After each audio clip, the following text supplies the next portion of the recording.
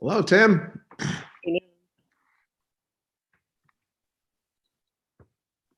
Can he hear you? Let me see. I can hear you. I hear you too. That's good. Tim, I have a question. I've been Yes. waiting for you. The other day, it hit me, someone was talking as far as it rained with the flood, 40 days and 40 nights. Right. We're talking about leaving the desert as far as 40 years. I never hit me that the number 40 was used so much in Judaism. Are these the only times? Well, there are sages who think that actually Moses at one time spent 40 days on the mountain communing with God. Right. Oh, really? Another one. Okay. Right. Right. So, I mean, numerology is important in Judaism. Every letter of the Hebrew alphabet has a numerical value, the whole gematria thing, which I'm not completely versed in. The rabbi knows it better than I do. But just like how, l'chaim with the 18, which is, why we do, like if you're going to do a gift for somebody for a bar mitzvah or a bat mitzvah, you do multiples of 18 because of the whole thing with l'chaim, all of that. Right. So it is interesting that, we have this sort of numerical system that's tied to our language, the alphabet of Hebrew. So, numbers do. And it does seem like throughout the Torah, there are just certain numbers that come up at different times. And you think, why is it that number significant? Or why is it always that number? Like the number 120 is always the sign of someone who lived a long time.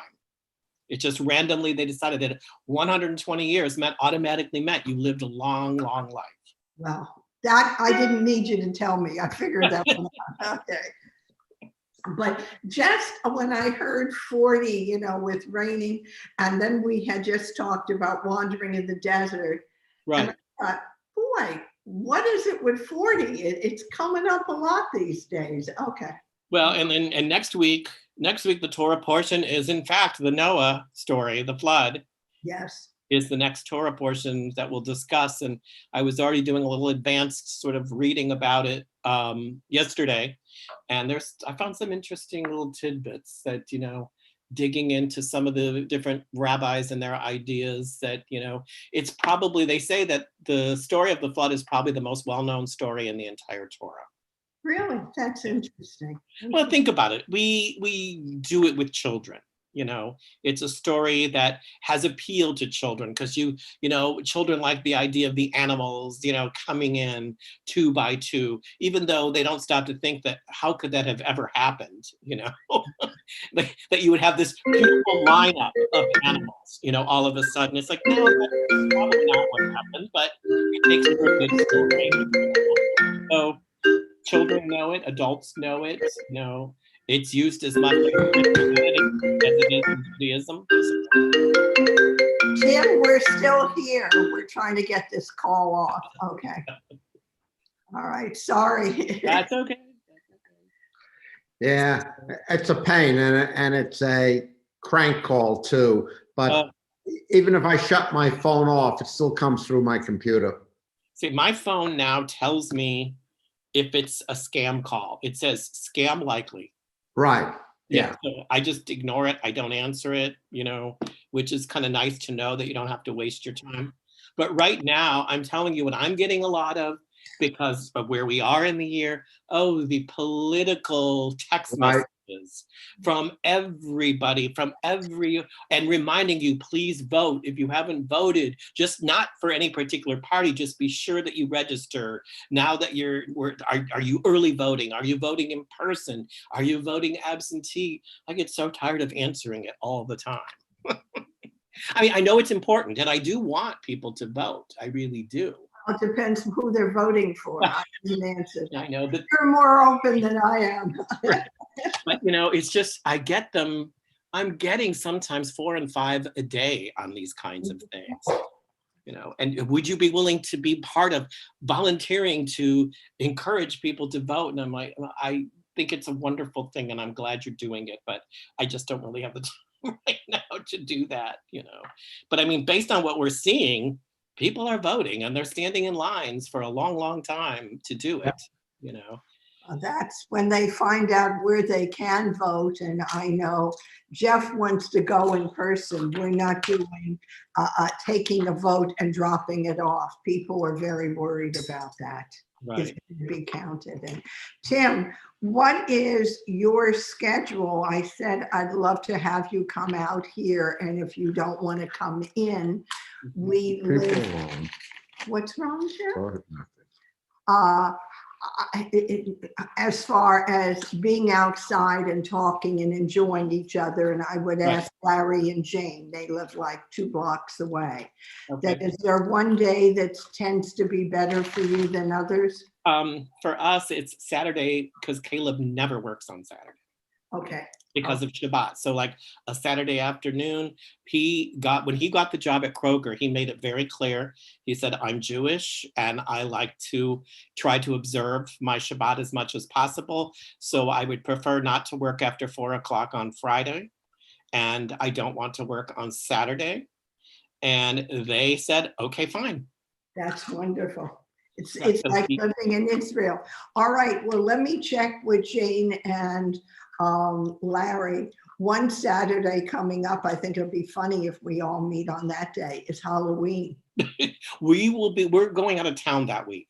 Oh, okay. Well, then I was going to say we can pretend it's Purim. That week we're going up to North Georgia. It'll be our first. Right, you mentioned that. So we could make it in November. Yeah, sometime early. We can either celebrate election results or we can. Or we can cry. Yeah, exactly. Exactly. Who is that? That's Mr. Bubba Rosenthal.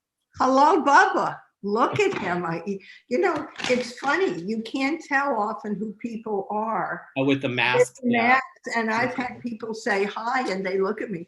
Flossie, it's me. And I can't tell. Yeah. All right. Well, it's 1:05, so I'm going to get started here. People may come in a little bit late. That's okay. Whenever they join us, We're good with that. So as always, we'll start with our blessing for Torah study. Baruch atah Adonai, Eloheinu melech haolam, asher kiddushanu b'mitzvotav, v'tzivanu la'asok b'divrei Torah. Blessed are you, Adonai, our God, sovereign of all, who hallows us with mitzvot and commands us to engage with the words of our Torah. Okay, so Genesis, as last week we finished up at the end of Deuteronomy and then immediately go into the beginning of Genesis. This is our first complete Genesis Torah portion, Breshit, which of course is the beginning, the first word in the Torah. We're looking at the first, basically the first 5 chapters, then 8 verses into chapter 6, because there's a natural breaking point there in the story. So in the beginning, at the beginning, when God began, as God began. If you look up different translations into English of the first word in the Torah, they give it to us in slightly different phrasing depending on which version you are looking at. But it's clear that in all of them that we are at the start of something, and we're at the start of something pretty spectacular. It is so spectacular that much of what is written in the opening lines of this Torah portion could be the background of an expensive, special effects, blockbuster, star-studded Hollywood movie. And I mentioned that to the rabbi this week, and he says, yeah, you're right. They could really do a lot with this if they wanted to. Computer-generated effects would fit in really well here. And when you think about the opening of the Torah and the chapters we're looking at, the story presented here has all kinds of things going on. You've got beauty, you've got love, you've got hate, you've got envy, you've got jealousy, you've got family drama, you've got good and evil, and you've even got serpents. So, you've got it all going on here. And there's no telling what a director, somebody like Steven Spielberg, could do with all the vivid material that is in Parashah number 1, because there's so much to work with. So as last week, we ended the final portion of the Torah on a rather somber, quiet note with God. Remember, we talked about God taking in Moses' last breath as Moses dies and is buried. And now we're back to the beginning for something that's a lot more bombastic and a lot more fantastic, creation. In the space of 31 Torah verses, we go from a vast void of nothingness to a fully created and formed earth. And even more, it's filled with light and dark, land and sea, plants and animals, and we've even got a couple of humans thrown in. God works quite rapidly. And even more amazing, after deciding that all of this work of creation as being very good, as it says in the Torah, then God said it was very good. By the end of this Torah portion, God is willing to throw his hands in the air, throw in the towel, and destroy pretty much the entirety of all that God created. So as I said earlier, this is a Torah portion that's filled with a lot of action. Some of the best known stories of the Torah are included in this first Torah reading. The 6 days of creation, which is actually included twice in case you forgot, Adam and Eve and their banishment from the Garden of Eden, Cain and Abel and the fratricide that occurs between them, then the birth of Seth, the listing of the 10 generations between Adam and Noah, and finally, God's regret for having even created human beings in the first place. Only righteous Noah is going to have the chance to save humanity from all oblivion. But we as progressive Jews, we understand that the creation of the world was, according to science anyway, much more and much longer than a 6-day endeavor with a final day of rest. Many traditions like ours have creation stories, and many traditions like ours have legendary characters in those stories who were significant at the start of their peoplehood or of their tribe. We are no different in that, and we all share that commonality with other people. So what do we make of all this legend and myth that cannot be the reality of science? Do we merely read it and then cast it aside as some nice creative stories that give us a beginning point or a starting point? But now let's get on with the real story. That may be a little simplistic, I think anyway. I think there's much more here that we can examine in this Torah portion.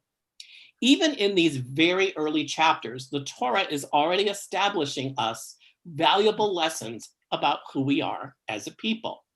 And what the Torah teaches us here is as relevant today as it was then.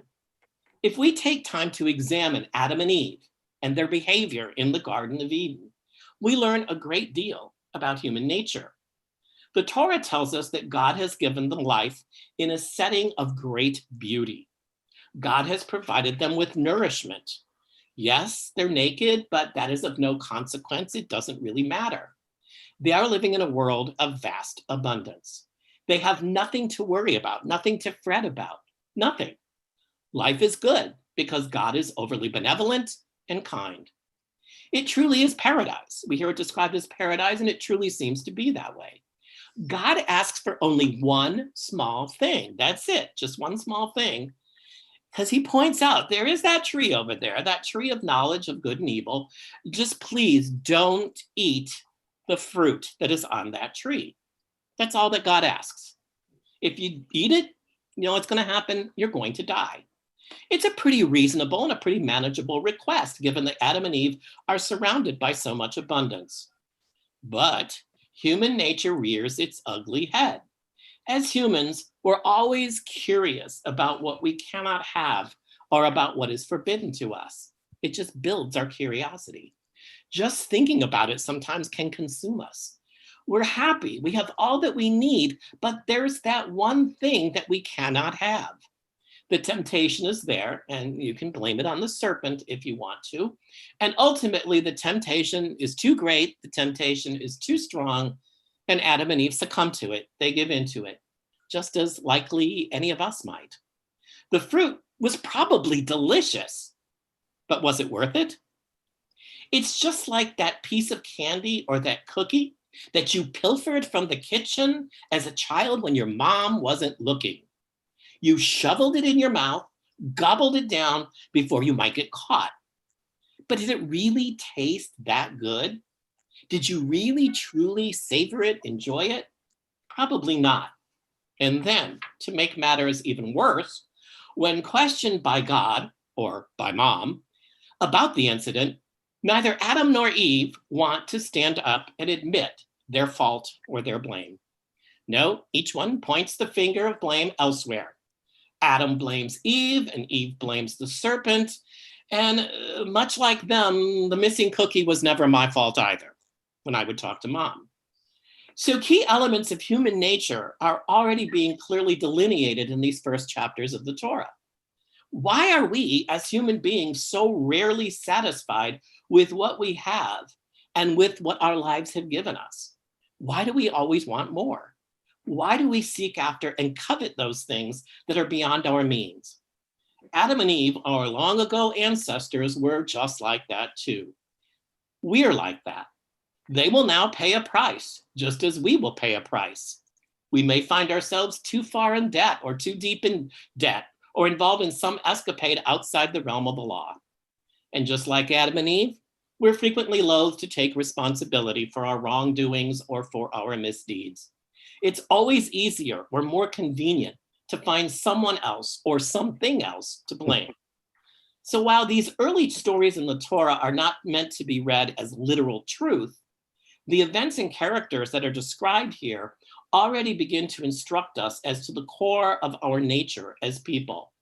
So we are connected to Adam and Eve in more ways than we may realize. And so it will be true with upcoming stories and characters in our future Torah portions. So there you go. There we are. We are like Adam and Eve. And maybe we don't see it, maybe we don't want to admit it, but we clearly see that in many ways, yes, we are. Human beings from the time of creation don't seem to have changed really all that much. So open to comments, questions, ideas. Take it away, whoever would like to start. Don't forget to unmute yourself if you would like to make a comment. Tim, Yes. I want to know about Lilith. How come Lilith wasn't in the Bible? Wasn't she by folklore, she was the first woman that was banished to up there, making it the way they are? It's interesting. She does Now not make the Torah.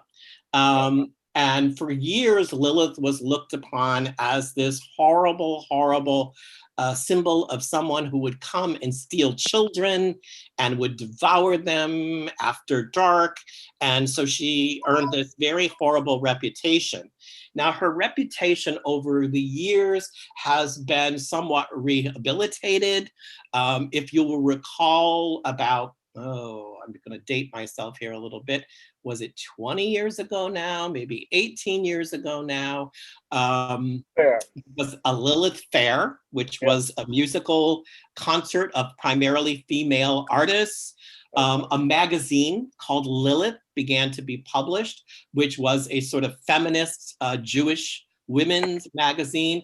And so Lilith has now had her reputation sort of taken back, but she will, I mean, the Torah is the Torah. She will never be there. She will never be a part of it. If you will recall, just before we went into pandemic, we were going to have a Friday night program on some of the Jewish myths and legends that we don't hear a lot about, and Lilith was going to be a part of that. If we ever can get back, I had the program ready to go. I was all good with it. And if we ever get back into our great sanctuary and our great building and our great social hall space, we're going to have that program, because I found some really cool legends and myths in Judaism that people don't know about, including Jewish vampires. Spain. Pardon me? The Spanish back in the day before the before the 1400s, they had a Day of the Dead. The Jews did, and that was part of it, where they actually went to graves and celebrated at night with them one night a year. Yes, and in some of those countries, they still do that to this day. I mean, Mexico, it is a huge thing in Mexico. I mean, coinciding with the whole thing of right after Halloween and the whole thing. So, yes, Flossie. Well, first, at the famous cemetery in Savannah, what's that called? Bonaventure? Bonaventure, thank you, I couldn't tell you. We happened to be there on Halloween, and people come and have picnics on the grave of people they know. So here, when you're saying it in Mexico, in Savannah, people do that too. But I don't mean to appear ignorant, but I'm going to lay it out. I don't know who Lilith is. Could you tell me where she came from? Well, Lilith was allegedly, prior to Eve, the first female creation female that God created, and to be Adam's partner, spouse, whatever you want to call her. But unfortunately, the legend says she was not willing to sort of take second fiddle, second space, And so she sort of got shoved aside. And then we have the creation of Eve. And there's all kinds of legends and stories. What's true, what's not true. Is any of it true? We don't really know. And so she just disappeared. And she's not in the Torah. Some people to this day don't like to talk about her. They just like to kind of pretend like she didn't exist. But she became, as I said, in the era of feminism, they resurrected her, and she has sort of become a symbol of a strong Jewish woman who stood up for herself, and therefore the magazine and the musical concert of female singers, artists, groups, and whatever that toured the country for a couple of years back in the late 90s, I think it was, maybe. Yeah. Tim, what I was told about her years ago, we had actually somebody talked about it at AZA 40 years ago when I was in AZA, that she didn't want to be subservient to a man. Right. And so God banished her to the heavens, or that place in between heaven and all. And that's when God said, well, I need to create another female for a wife for Adam, so I'll take one of his ribs so she's more like him. Right. They said it. Well, remember, we have the two creation stories here. The one where, that gets into all the strange pronouns where God is plural and then God is singular, and then God creates him, but him becomes two and becomes them. And if you really look at the actual language that's in the Torah and you just take the pronouns out, it's really can be very, very perplexing. And then in the second creation story, again, we got it twice. The second one is the story of taking it from Adam's rib, so that technically Eve is taken from Adam, is somewhat part of Adam. But remember, if you have, and this is why Lilith became such a feminist icon, because she did not want to be second fiddle. She did not want to be subservient. She gets banished. And so her resurrection as this sort of feminist icon that got banished out of the story, got banished out of the Torah, and sort of began to rehabilitate Lilith as someone like, well, let's not just talk about her as being someone evil just because she didn't want to play second fiddle.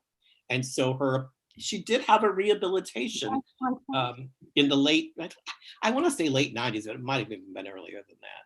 Tim, here's a picture of her, just in case you were wondering what she looked like. Lilith, whoa, look at that hair. Look at the snake. Look at the snake. Oh yes, there you go. So she's got the serpents, the serpent from the Torah there. She's quite the alluring woman there. Yes, and this is found in the a famous museum. It was done by Kalia, who I believe is the husband of the woman who wrote the very famous poem about Lilith. Because I had an image of her that I was going to use in my presentation, where she too was portrayed in a very alluring, sort of sexy, erotic sort of woman. That one though is far more than the one I had. I was doing one that I thought would be appropriate for after Friday night services. That would clearly, now see that one there that Terry has makes her look far more sinister. That's a much more sort of sinister look of Lilith, hers looks like from Cats. Looks like from Cats. Yeah, a bit of the sort of makeup that was used for the Broadway show. Never saw the movie after it got panned so badly, but yeah, if I remember seeing the Broadway show, and the makeup was amazing. Was pretty amazing. Yeah. But it's clearly not as sexy as the one that Jeff had, which really shows her to be the very, very alluring young woman. She also goes back into Mesopotamia mythology also. Right. So, well, as we know, we share a lot of the early stories of the Torah. Like we said, there's creation stories that, beyond what we have in Judaism. When we get next week to Noah, there are flood stories from a lot of different traditions. And there's overlap in those stories. So, when the people who were writing the stories that came to us as the Torah and when it was being codified and whatever, this was also happening among the literature of a lot of other groups too. To explain things, to explain where did we come from and how did we begin? And then how did this, like I said, by the end of this Torah portion, the last 8 verses, God is angry. He created all this that he thought was so great, and so he kept saying it, it's good, and it was very good. But by the end of the Torah portion, like I said, he's ready to throw up his hands and destroy, except for Noah. Noah is the only one who is singled out as someone who is going to represent the righteous, and everyone else is just going to have to, fend for him or herself, and the waters are going to come, and Noah's going to have the animals. But that takes us into the next portion. But the very last verse of this Torah portion singles Noah out as the one who will be the sort of savior of humanity. Now, again, if we look at science and we look at the Torah, I mean, was the entire earth consumed and underwater with a flood? Very likely not. But the known area where these people were living perhaps suffered some horrible catastrophe with a great deal of floods and rains or whatever. I mean, we see what can happen in Savannah during a really heavy rain and how much water can accumulate very, very quickly. And it was clearly a frightening, experience for them. And, then finally the waters recede and, they're able to come back out and all of that. But again, other cultures have a similar sort of story of their God being angry over what's going on when they look down upon the earth and deciding that maybe they need a bit of a do-over, So God will save Noah and save Noah's family, and he's going to save the various species of animals, but he decides that, what he thought was very good maybe wasn't so very good, and we need to try again, Tim, when you're saying how Lilith didn't want to be subservient, it made me think of Vashti when she was called in to come to that dinner or whatever. Right. Or whatever. Or the whatever. And to come, like, let's say, the emperor's new clothes. Wasn't Right. she asked to come Right, in her right. natural, and she refused. Right. So there's another person who's trying to be there. Unfortunately, she had a bad ending, but she was trying to be her own person there. Right. Well, I mean, we have these stories of, women in the Torah and in the Tanakh, and let's just be real honest, they get a bit of short shrift. I mean, we don't get the stories that are as in depth, and we don't know as much about them. I mean, for example, we know so little about Miriam, about Moses' sister. She's in the Torah briefly, but if we were going to try to write an entire biography of Miriam, we would just have to fill it in with what would seem to be appropriate as to how women were living at that time period, because the Torah doesn't give us enough to flesh out an entire, story for a lot of the women that are there. But yet we do see strength, in some of these women who will not just sort of be subservient or just, I'm not going to automatically follow your command. I'm going to stand up for myself. So there is a tradition of that. And certainly in modern Reform Judaism with female rabbis and, females having just as much chance to be on the bima and chant the Torah, we now realize that, it's an equal playing field, maybe not so much in the times when the Torah was being written, but, we've come a long way since then. There have been a couple of years, in between that time. So, But I'm always fascinated by the early stories in the Torah because they're the stories that most people know. I mean, most people can pretty much talk about the story of creation. And next week with Noah, these are some of the most well-known and some of the most beloved stories in the Torah, as they are for what Christians call the New Testament. I mean, they're some of the first stories that children learn. Because you can look at them in a somewhat simple way for children to understand. But we also kind of always look a little bit below the surface and find something that, is more than just a nice story. Yes, there is a nice story there. And yes, it does explain the beginning for us. But as I said, we can see already the Torah is telling us about who we are as people, because you would think Adam and Eve would have been entirely satisfied with what they had. I mean, if God gave me what he gave Adam and Eve, I'd have been like, okay, I'm good with this, God. You've given me everything I need to eat. You've surrounded me with beauty. Life is good. But then you tell me there's this one tree I'm supposed to stay away from, but that's who we are as humans. Things that are forbidden to us just somehow seem to creep into our heads. They creep into our minds, and we have to know about it. It's just part of who we are as people, I guess. Yes. Jim, you feel God was testing them? Was it a test? Probably. I mean, different rabbis, different interpret it. Was it a test to see whether they could be obedient to God completely? Here you have everything, all of this over here. Here's this one thing over here that they don't want you to have anything to do with. They don't want you to touch it. Don't eat the fruit of the tree. And was God trying to see, but okay, with everything you have, would you be willing to just say, okay, so there's that one tree. So what? We don't care. We don't need it. Probably, it was probably a test. It's ultimately what becomes, if you look deeply at the story, the fact that they ate from it, then they try to blame other people. They won't, because there was somebody posed the question, if Adam and Eve had admitted up front to God without trying to pass the buck, without trying to pass the blame, would God have been a little more merciful with them? If they had been honest and said, okay, God, we're sorry. You told us not to eat it, but we did, even though you told us not to. Would that have tempered God's banishment out of the Garden of Eden? And now you're going to have to live a life of working and toiling and all of that. I don't know. It's a good question to think about. A good question.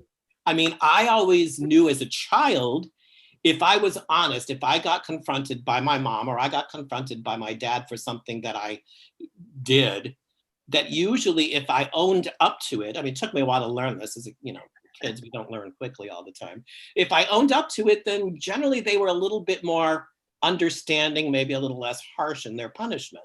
So maybe God would have been a little less harsh, if he'd been like mom and dad. But if I tried to weasel out of it, I tried to blame my brothers a lot of the time. I mean, we all know that story. Then they would be even angrier that I just didn't own up to it, and then I knew that the full wrath of whatever they were going to do, grounding me or whatever was going to come down on me. And that's just the way it was. So, I mean, I thought, well, that's an interesting point. I mean, since we weren't there, would God have looked a little more leniently upon them had they just admitted what they had done rather than trying to pass the blame first from Adam to Eve and then from Eve to the serpent? I don't know. It's something to think about, though. See, but Adam started. He started with the blame. Oh, yes. Oh, yes. See? Yeah. Adam's the first to point Not the finger. the female, the male. Yeah. Now, Adam points the finger to Eve. Eve points the finger to the serpent. And ultimately, they just have to take responsibility for what they did, and therefore God banishes them out of this beautiful, beautiful place, and that's why a lot of people, when they have a conception, a lot of discussion about what do Jews believe in terms of the afterlife and all of that. There are a lot of people who want to think in terms of this sort of Garden of Eden as being ultimately what the afterlife is. I don't know. Everybody's got their own idea of what it is, or if there even is one. It's one of the oft-debated topics in Judaism. Just, is there an afterlife? Depends on which rabbi you ask. Because I've had rabbis tell me, absolutely no, doesn't happen. That's not a Jewish concept. And I've had some rabbis say, well, yes. And, I guess you got to figure out where you personally fall in your belief system at that.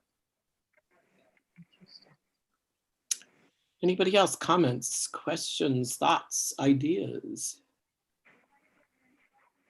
We are getting into the time of year when Thanksgiving is not that far away. Which is my favorite secular holiday. Well, it's because it's not really a Jewish religious holiday. It's my favorite holiday of the year. I love a holiday devoted to nothing but eating, food. It's good with me. So we've got that coming up. Next week we'll do Noah, as I said, is the next Torah portion that we've got. And I've already, like I said, I started doing a little digging into that one yesterday and found some rather interesting insights that we can talk about with Noah beyond the story that we all know, of course. Anybody else? Something you want to share? It can be on anything. It's Torah study, but Torah study can go in any direction you want it to go. It's all good. How did they, when they came onto the ark, how did they determine what animals and things went That's where? next week. I don't know. We can think about Come we can on. think about that. We can think about how well, of course, and how many species of animal did actually Noah even know about? I mean, when you stop to think about it, I mean, the whole story is so fantastic because if you're trying to get two of every single species out there, how do you do that? And then you think, okay, and then you're thinking about this ark, and okay, elephants are pretty big. Let's just Yeah. say, The giraffes are and nice. the giraffe, you got to cut a hole in the part so they can have a place to stick the neck out or whatever, And then let's not even get it. Actually, I got in trouble once as a child because being the rather inquisitive kid that I was, and often didn't know that I should sometimes hold my tongue. I remember asking, well, where did they all go to the bathroom? Which, I mean, let's practically speaking, you got to kind of wonder, I mean, as a little kid, if you had pets, like you had a dog, you had a cat, whatever, the dogs had to go out, the cat had a litter box, whatever. So you're thinking there's all these animals. Intelligent question. What was the answer you got? That I shouldn't ask that question. And I was being an impertinent, child, but it just dawned on me as a kid, and kids, you don't know how to filter. Sometimes the question comes into your head and you just say it. I think it's very clever. I mean, if you ever deal with little kids in any way, they just say things, and it's what's charming about them, but sometimes it can also be, So Tim, next week you'll have the answer for us where they went to the bathroom. I'll do as much research. I'm gonna Google that question and see what I can find. I don't know. Maybe we do have some rabbis and sages in our past who kind of looked at the very practical elements of the ark. I don't know. We'll see. It's amazing when you start to Google things what you will find. I'm sure all of you have had instances of falling down a rabbit hole where you start with one question and it goes to something else and something else. And before you realize it, it's been 2.5 hours and you started with one question you were finding the answer to, and now you're wherever you are. I mean, it's one of the beauties of the internet because it can take us wherever, but sometimes we almost need to pull ourselves back, okay, back to reality now after 2.5 hours of, falling in the Google rabbit trap or whatever. So it's all good though. Well, I wish you all Shabbat Shalom. Shabbat Shalom. Have a good weekend. It's supposed to be beautiful tomorrow. 70s, sunny, no humidity. So it's going to be a great Shabbat afternoon to maybe get out and take a walk or do something like that. I know for me, I'm going to be enjoying my front porch in that beautiful weather with maybe a little sipping of bourbon that I bought at Habersham's, Bubba. So I want to know that I'll be working tomorrow. You have what now? I'll be working tomorrow while y'all enjoy Shabbat, okay? You too. Come on, Bubba. You should take at least a little time for yourself. It's Shabbat, I will Sunday. I will tomorrow night when I'm watching the Georgia game. So. Well, there you go. Okay, as long as you're yes. Well, let's get our priorities in order here. Come on, and that's Shabbat-like. If you're going to relax and watch the Georgia game, that's certainly a Shabbat activity, right there. The big game. A big one, exactly. Yeah. Yes. Y'all have Shabbat Shalom, y'all. All right, Shabbat Shalom, Bubba. Have a good weekend. Tim, look over, let me know the 7th, and I'll ask Jane and Larry too. Okay, very good. Okay, thank you. Okay. All right, Bye, everybody, Tim. have a good weekend, and I'll look forward to seeing you next weekend or next Friday with Noah. Bye. I'll see if I can get him to come and give a guest speech.